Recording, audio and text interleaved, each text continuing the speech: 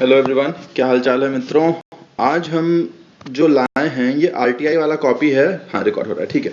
छोटा सा वीडियो है, आरटीआई का कॉपी हम आपको शो करना चाहते हैं कि कैसा कैसा ये कॉपी चेक होता है। बहुत सारे बच्चों का डाउट था कि सर स्टेप मार्किंग होता है कि नहीं, खाली रिजल्ट लिखने से नंबर मिल जाएगा क्या। तो इस तरह की जो डाउट हैं, जो बचकानी डाउट्स हैं, उनको हम क्लियर करने की कोशिश करेंगे। देखो बॉस, ये है एक आरटीआई का कॉपी, ठीक है। इसमें देखो, ये क्वेश्चन कैसा था, ये एक बार चार्ट था, बार ग्राफ टाइप का था। इस तरह का कुछ कुछ ऐसे ऐसे तीन चीजें थी, ठीक है। पुरुष मतलब मेल का पॉपुलेशन बता रहा था, फीमेल का पॉपुलेशन बता रहा था, and number of cars used by male and female बता रहा था इन थाउजेंड्स यहाँ है, और ये ईयर है, ठीक है। इस तरह का ये उसको गिवन था। उस बच्चे ने क्या किया, उसको टेबलेट कर लिया, टेबल फॉर्म में कर दिया, which is a good step. ये आपको करना चाहिए। मतलब दिस इज गिवन, ये क्या लिख रहा है, गिवन लिख रहा है कि गिवन डेटा क्या है। जो बार फॉर्म में डेटा है उसको आपने नंबर्स के फॉर्म में लिख लिया, टेबल के फॉर्म में लिख लिया, और यहाँ लिख दिया सभी हजार में, ठीक है। ये लिखना अनिवार्य है। Everything is in 1000। अब देखो, अब उसने क्या करा है, ये है क्वेश्चन का पार्ट है, मतलब कभी कोई सोल्यूशन नहीं दिया है। क का सोल्यूशन उसने यहां से लिखना शुरू किया है, ए का सोल्यूशन है ना। ये मैं अभी आपको सिखाऊंगा, जब मैं आपको क्लास बताऊंगा तो मैं बताऊंगा कि ऊपर क्या लिखना है। Before starting the solution of any question, what you need to write at the top of the solution, है ना। तो ये चीज है। अब देखो उसने क्या किया है, 2014 में कार की कुल बिक्री इतनी है। महिला द्वारा जो कार यूज की जाती है, शायद बोला होगा 30% जो टोटल का कार है वो महिलाओं द्वारा यूज होता है। तो और महिलाओं की कुल संख्या इतनी है, तो प्रति महिला कितने कार यूज हो रहे हैं, इतनी कारें यूज हो रही हैं। प्रति महिला कारों की संख्या, total number of cars divided by total number of women, ठीक है। इस तरह से उसको 6 मार्क्स मिले हैं आउट ऑफ आई गेस 7। साथ में उसको 6 नंबर मिले हैं, which is a good score. मतलब अगर आपको 7 में 7 चाहिए तो भी मैं बताऊंगा और क्या हम इसमें कर सकते थे जो हमको 7 मिल सकता था। जैसे महिलाओं की कुल संख्या, ये जो उसने लिखा है 60,000, ये कहां से लिखा है, यहाँ पे वो अगर लिख देता है अकॉर्डिंग टू क्वेश्चन या प्रश्नानुसार, अकॉर्डिंग टू क्वेश्चन ये डेटा लिया है, एज पर क्वेश्चन ये यहाँ पे लिख सकते थे वो, है ना। इस तरह का कुछ कुछ छोटी छोटी चीजें हैं जो हम करेंगे। देखो फिर हम ये कर सकते हैं, दिस इज टोटली एक्सेप्टेबल। ये पूरा ना लिख के, कार की वृद्धि जो है ये पूरा ना लिख के हम ऐसे भी लिखेंगे, दिस इज टोटली एक्सेप्टेबल, ठीक है। परसेंटेज निकाल रहा है लास्ट में। देखो इसने आंसर को वर्ड में नहीं लिया, ये सबसे बड़ी समस्या ये है।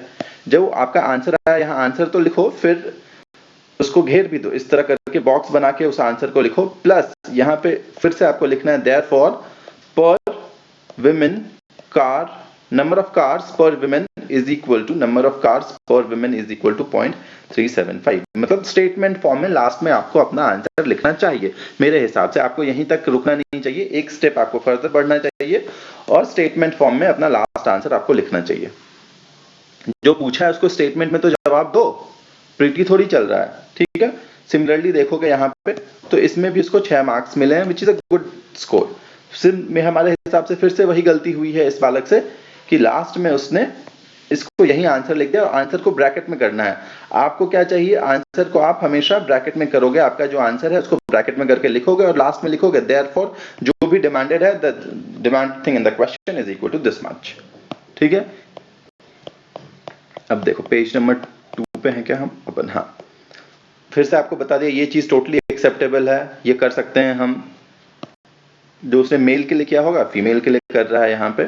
यहाँ ये आंसर रहा है 10:3 में रहा है, उसने निकाला है।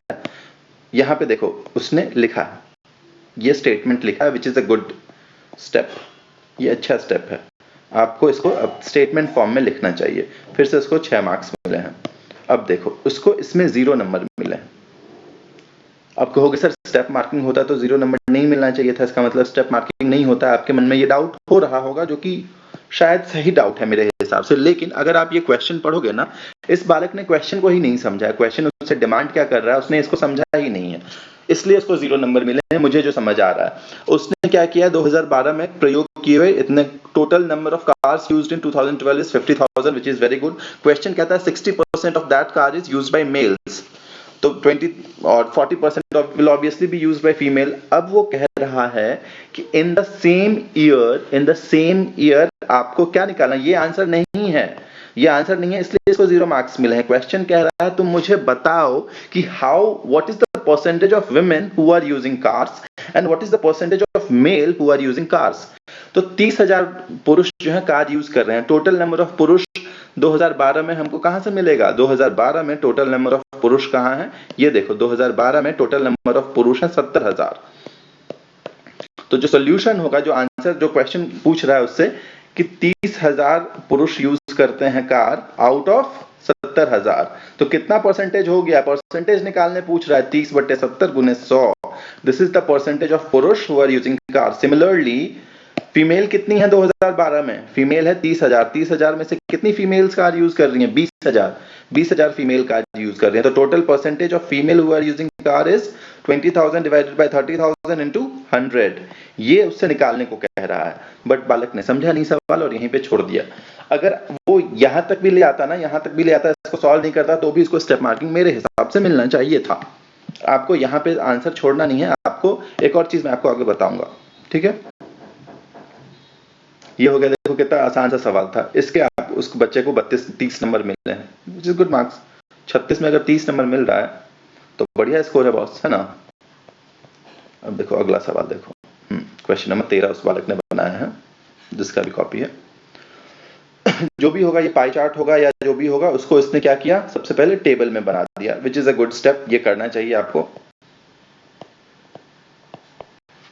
ये गिवन है, क्वेश्चन अभी आंसर शुरू नहीं है, इसके बाद वो एबीसी का आंसर लिखना शुरू करेगा, ठीक है? बेसिक कैलकुलेशन उसने यहाँ कर लिया है, या ये क्वेश्चन में गिवन है फॉर दैट मैटर। कह रहा द्वितीय योजना में सिंचाई पे किया हुआ व्यय 68% है। अब सीधे उसने लिख दिया 360 बराबर 46,000 करोड़। ये सर्कल का होगा, 360 डिग्री देख के हमको समझ में आ गया। यहाँ पे अच्छा ये रहता कि आप लिखते कि सर्कल में 360 डिग्री एंगल होते हैं, 360 degree angle symbolizes how much? सीधा 300 देख रहे हो, ये डिग्री को बराबर कर दिया। बराबर तो लिखना नहीं, सबसे पहले ये फंडामेंटली मैथमेटिकली ये चीज गलत है। आप 360 डिग्री बराबर 4600 करोड़ लिख ही नहीं सकते हो, मैथमेटिकली ही रॉन्ग है। दो चीज इक्वेट कैसे कर सकते हो? तो डिफरेंट चीज को, यहाँ पैसा को आप डिग्री से कैसे इक्वेट कर सकते हो? जब भी आपको ऐसा लिखना हो ना, आप इक्विवेलेंट लिखा करो। 3 इक्वेशन, 3 इक्वालिटी साइन डाला करो अगर आपके पास टाइम की कमी है तो यहाँ से 1 degree equivalent to 46 CR divided by 360। और ये जो 1 डिग्री की वैल्यू आएगी ना, इसको आप इसकी 1 डिग्री की वैल्यू निकाल लेना, मेरा सजेशन अगर मानोगे, और इसको ब्रैकेट में लिख देना कि 1 डिग्री इज इक्विवेलेंट टू, मान लो 5 CR आ रहा है तो 5 CR करके ऐसे लिख देना यहाँ पे। फिर अगली बार जब 65 डिग्री यूज करोगे तो 5 CR इंटू 65 बना लेना सीधे। उसके आगे भी इसने कहीं यूज किया होगा, 80 डिग्री यूज किया है तो 80 डिग्री इंटू 5 CR कर देना। Instead of doing that repeatedly आप वो कर लेना, हमारा सजेशन ये रहेगा। और कभी भी इक्वालिटी, दो चीज कैसे इक्वल हो सकता है भाई? 1 डिग्री, 1 डिग्री और रुपया बराबर हो सकता है क्या? कंपेयर तो आप दो सिमिलर चीजों को करोगे ना, एप्पल को एप्पल से करोगे, एप्पल और ऑरेंज को थोड़ी ना इक्वल करके लिख दोगे। तो बेसिक छोटी छोटी गलतियां हैं जो हमको नहीं करनी है, अवॉइड करनी है। बट ठीक है, आंसर बच्चे ने निकाला है, मार्क्स उसको मिले 6 मार्क्स, ठीक है, इसमें कुछ हम और आप ज्यादा कर नहीं सकते। देखो ये मैंने आपको बताया था, ये एक्सेप्टेबल है। अच्छा ये तो पुराना सवाल आ गया, कोई बात नहीं, ऊपर जाते हैं। और इसने कहाँ गलती की है वो मैं आपको दिखाना चाहूंगा। देखो यही चीज अगर आप इसको पहले से निकाल लेते, जो मैं आपको कह रहा हूं, निकाल के इसको ब्रैकेट में कर दो कि 1 डिग्री बराबर कितना है। ये इवेंचुअली 1 डिग्री ही तो लिख रहा है, 14 डिग्री का वैल्यू निकालना है, तो 1 डिग्री इंटू 14 का वैल्यू जो होगा वो आ जाएगा, है ना? फिर से वही दिक्कत आ रही है, लास्ट में ये स्टेटमेंट में नहीं डाल रहा है। ये सीधा आंसर तो लिख दिया है इसने, बट इस चीज को उसको स्टेटमेंट में तो डालना चाहिए ना कि व्यय का अनुपात। यहां आप लिख रहे हो किसके व्यय का अनुपात है, किस दो चीज के बीच का अनुपात है। तो द आंसर जो आपको लिखना पड़ेगा, ग्राम उद्योग का द्वितीय योजना में व्यय इज टू तृतीय योजना में व्यय इज दिस मच, ठीक है? इसको स्टेटमेंट फॉर्म में आपको लास्ट में लिखना चाहिए हमारे हिसाब से। स्टेटमेंट फॉर्म में जो क्वेश्चन में पूछा है उसको स्टेटमेंट फॉर्म में लास्ट में लिखो,